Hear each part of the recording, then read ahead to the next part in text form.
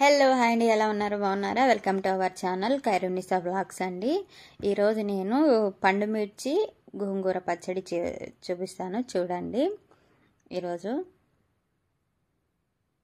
నా వీడియో కనుక కొత్తగా చూస్తున్నట్టయితే లైక్ చేయండి, షేర్ చేయండి, సబ్స్క్రైబ్ చేసుకోండి.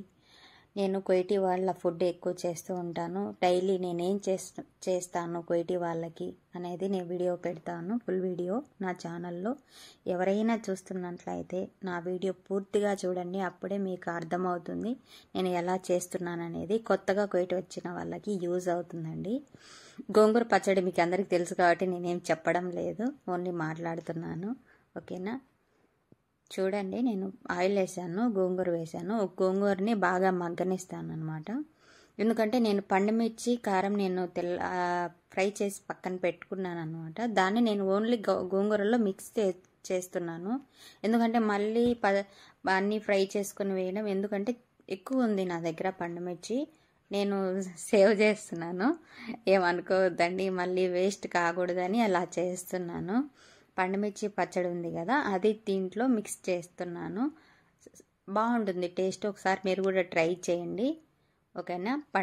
మిరపకాయ చట్నీ దీంట్లో కలుపుతున్నాను. ఏం లేదండి, మిరపకాయ చట్నీలో నేను ఏం వేయలేదు, ఓన్లీ తెల్లగడ్డ పండుమిర్చిని, ఇంకేం వేయలేదు. చింతపండు కానీ ఏం వేయలేదు.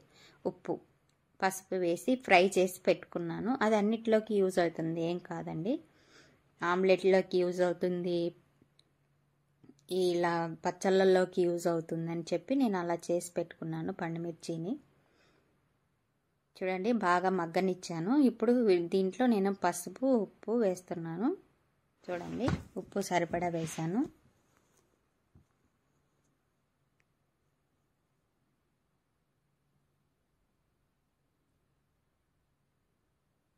దీన్ని బాగా ఫ్రై చేసుకోవాలని అస్సలు నేను వాటర్ వేయలేదు. మీరు గమనించినట్టయితే వాటర్ అయితే నేను అస్సలు వేయలేదు, ఓన్లీ ఆయిల్లోనే మగ్గనిచ్చేసాను. పూర్తిగా సాఫ్ట్ అయ్యే వరకు. ఇది కొద్ది రోజులు ఉంటుంది అన్నమాట, నిలువ ఉంటుంది, చెడిపోదు. నేను లాస్ట్లో కొద్దిగా జీలకర్ర పొడి కూడా యాడ్ చేస్తాను. అది వేసి పండుమిర్చి చట్నీ వేసి మిక్స్ చేసి కొద్దిసేపు ఫ్రై కానిచ్చి లాస్ట్లో కొద్దిగా జీలకర్ర పొడి కూడా యాడ్ చేస్తాను. చూడండి, పండుమిర్చి చట్నీ వేస్తున్నాను,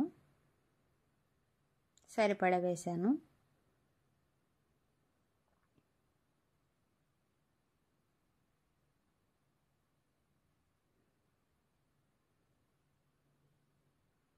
నా వీడియో ఏదైనా పూర్తిగా చూడండి.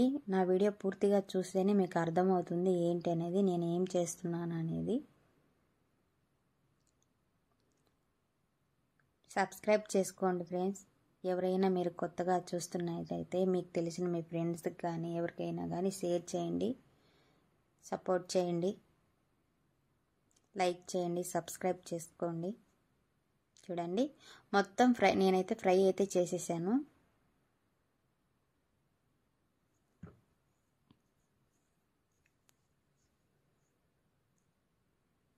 బాగా మిక్స్ చేసుకోవాలి.